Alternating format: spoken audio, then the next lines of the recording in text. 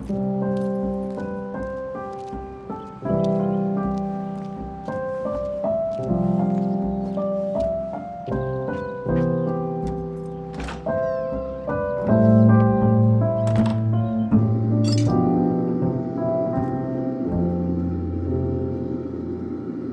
am a silversmith and goldsmith, a metalworker, an alchemist, art historian, all these things put together because I like life and I like to explore things. So maybe I can say I'm an explorer. Silver has been an extremely important metal since antiquity. And I consider silver the most beautiful metal, much more beautiful than gold. I find gold a little vulgar.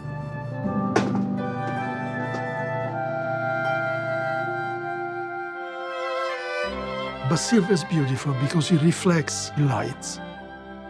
As you walk around an object, you see all the reflection change. So in my work, I try to control those reflections to make silver dance with lights. The soup tureen with the fish and everything was created with the reflections in mind. But all the movement are the movement of a boat.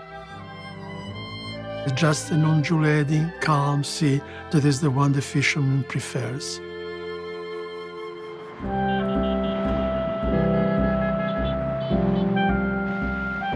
My family in Rome, we're 4th-generation silversmiths and goldsmiths. My great-grandfather, his name was Ubaldo, like me. He opened his shop, and then my grandfather had his shop. And then my father had his own workshop by the time he was 24. The family concept was that the moment you reach a certain age, you will go on your own and open your own workshop. Yeah, that's fine. That's it. I mean, this is good. This is good. But to be a silversmith, the training is no. You don't just to work the metal. The training is to study art history, and design. So I was sent to the Academy of Fine Art and Sculpture in Rome. I was a great admirer of Pope John the 23rd, and I create for him in my father's workshop a gold inkstand and the pen that was given to him as a gift. I was 17.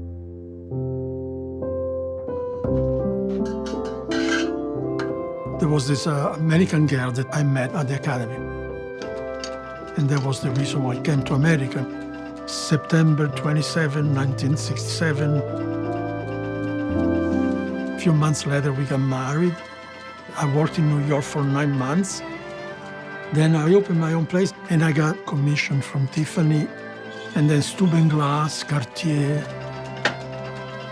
I was very fortunate.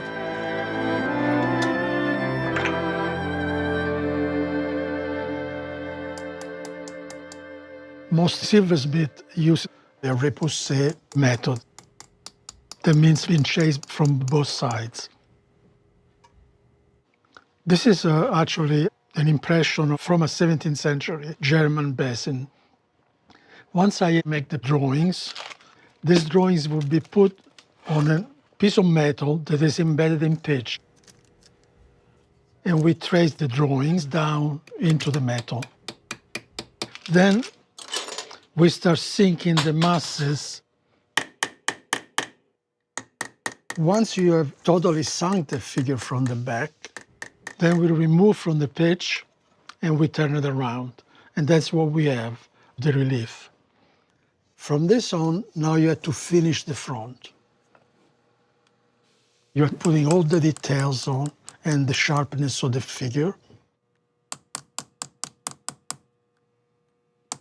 For the goldsmith, silversmith, metalworker, the hammers are the most important tool.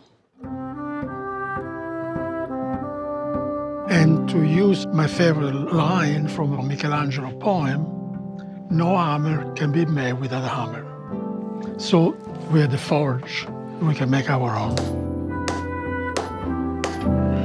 Each one of them has their own use, and You can see they're all different.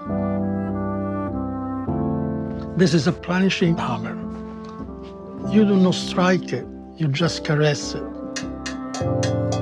so that you are smoothing down the silver. This is my favorite. I've used this probably 10 times more than any other.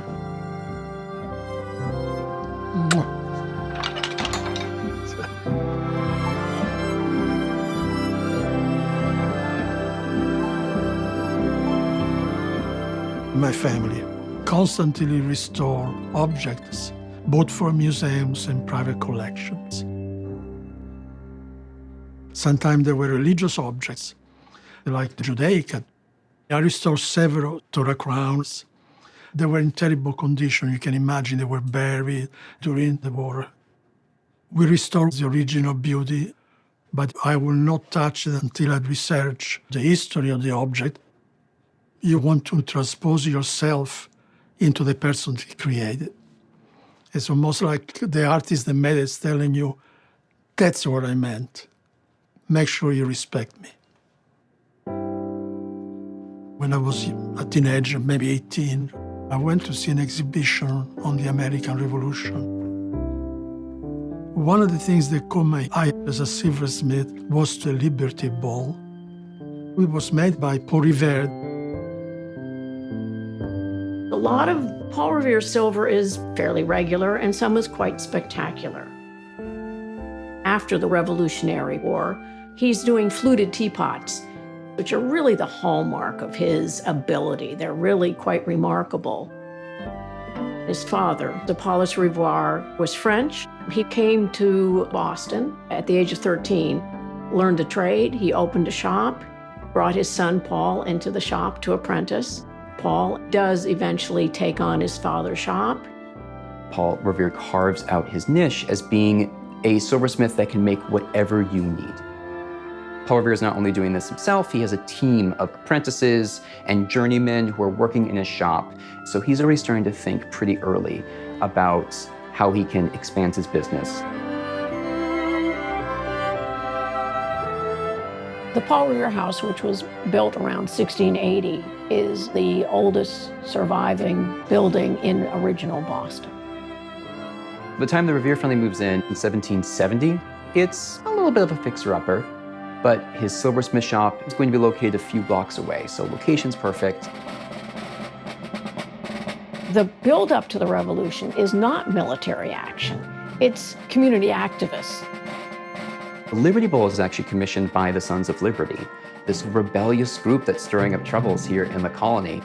Their ideas are that we are being taxed without representation, the idea that we will separate from the United Kingdom. On this bowl, Paul has engraved the names of those Sons of Liberty members. And this is a kind of revolutionary act that he is doing to be affiliated with this act of rebellion. Next to it in the exhibition was Paul Revere's engraving of the Boston Massacre with the name of the patriots that died. It moved me tremendously that a silversmith made these objects. So he's the person who's chosen for the Midnight Ride. 1 if by land and 2 if by sea. It turns out the British troops are going by water. And so Revere is rowed by 2 friends across to Charlestown. He borrows a horse and rides off. He gets to Lexington. He has alerted people along the way. The British troops are coming.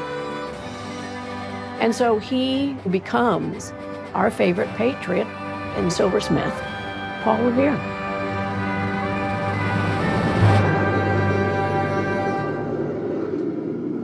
After I moved to America, I restored more than 12 objects of Paul Revere. I remember the first one was a simple teapot. And I say, it's probably like looking at an old friend, like say, you know, I met you in Rome. You don't remember me, but here I am.